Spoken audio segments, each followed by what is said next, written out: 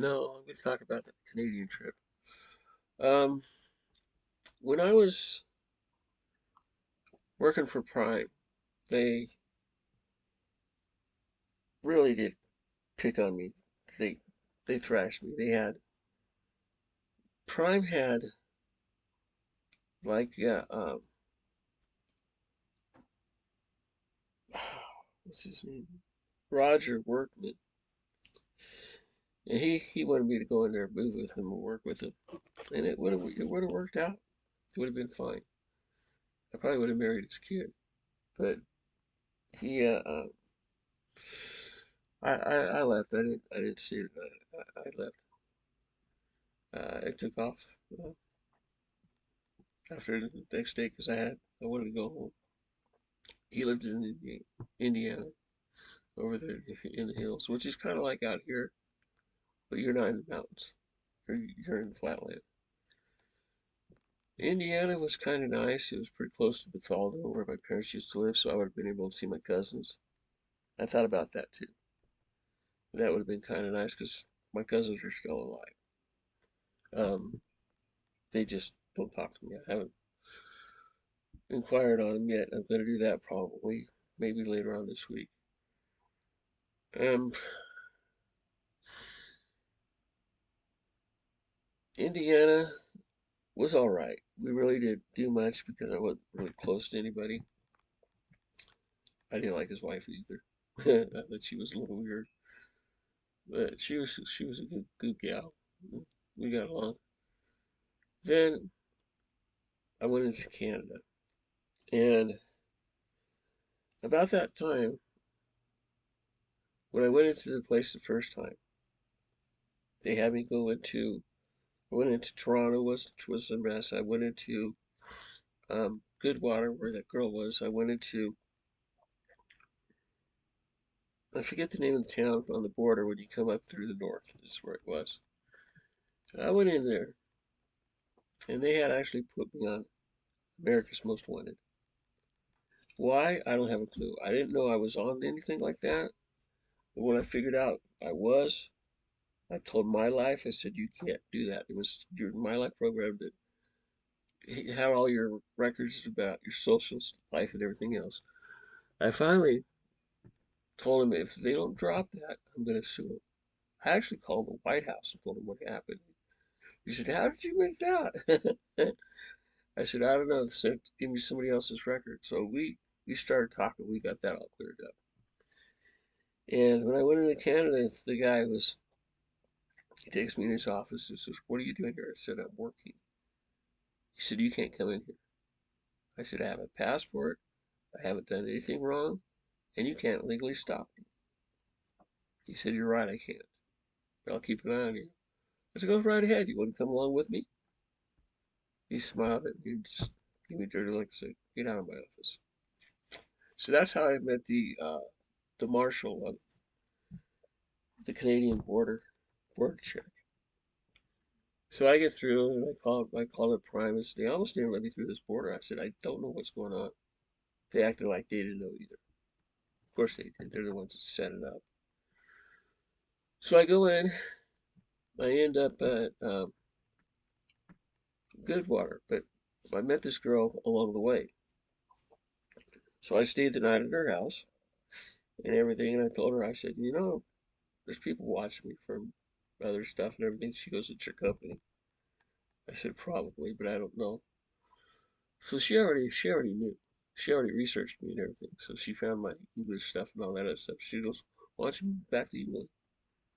I said, I don't think I was ever lived in England. She said, yeah, you did. Okay, so I didn't remember. She knew that. So we talked and had a good time. She was a nice lady and everything else. And I got homesick. So I went back home. It was about 6 months before they ran me back over. They ran me back over on the Canadian road. Nobody wanted it. So I took it. I thought it was fun. And I went in through New York one time, which was kind of trippy. And I went across the border up there, which was really, really beautiful. It was just insane how you can go from New York City to farmland in just 20, 30 miles and would get to the other side of town. And that was my favorite spot out there. So I almost moved out there. In fact, I spent the night out there, and I met a guy. I started talking to him, and he says, "You're rather unusual." He goes, "You ever been in trouble?" I said, "No." Well, they say that you have. I said, "Yeah, that's what I've heard." So I got rid of that record. I went to court over it. I won, and I didn't sue him, but I should have. They asked me if I wanted to. I said no. So I go back to Canada, and the weather was down in that valley was just turning over trucks. It was really, really bad. It was like Tornado Alley down here. It was like our Florida weather. And, you know, you hit that in the wintertime when you get storms like that. It's kind of like that actually happened and it snows, but it was summertime. So I go out there,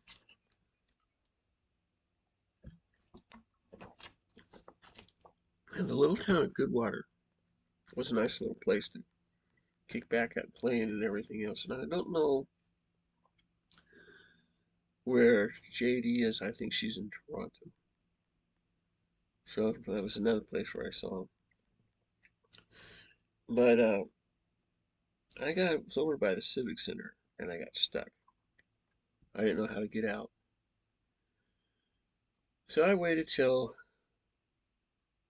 about nightfall. Then I called the company, told them what happened. They said, just stay there until you can get out. It's going to be nightfall anyway. He says, you're not the first, you won't be the last. Every time we send somebody up there for the first time, we know that something's going to happen somewhere. Yeah, I kind of figured that. So I got out and waited for traffic to go and was able to wiggle around, back up, and go on my way. And then I ended up going back down into that southern town on the United States. I did not like the place. The lady came up to me and she goes, "You gonna stay the night here?" She goes, "Okay." She goes, "We'll stay off of my property." I said, I won't get on your property, man. You don't have to worry about me." I said, "Yeah, I'm sorry they put you through that." He goes, "You know about that too?" I said, "I heard you were coming." She's all, "You hungry?" I'm all like, "No, I've got food." I ended up going to her house and talking to her. We had dinner. She convinced me to eat with her and everything.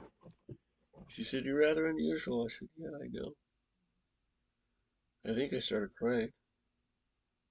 I went back in my truck and left after that. Kind of saw her most of the time when I stopped, but sometimes I didn't. She was busy.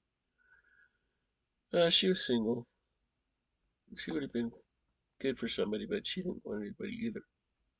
And I didn't want to be bothered. Now I don't know what's going to happen with Randy, and I'm scared. I might be by myself again in a couple weeks. I heard him. I heard him really bad last night. He's not showing it, but he doesn't. He's just going to treat me different.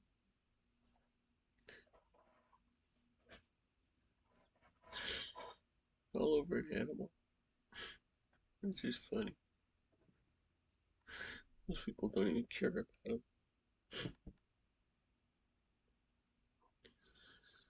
I want to do whatever I can to stay here. And what I need right now is a car.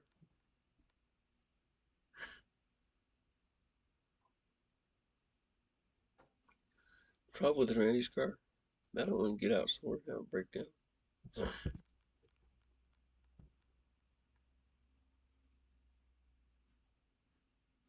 Around town? Yeah, fine. Go up and watch sunsets and stuff. Film things and stuff. That won't be too bad.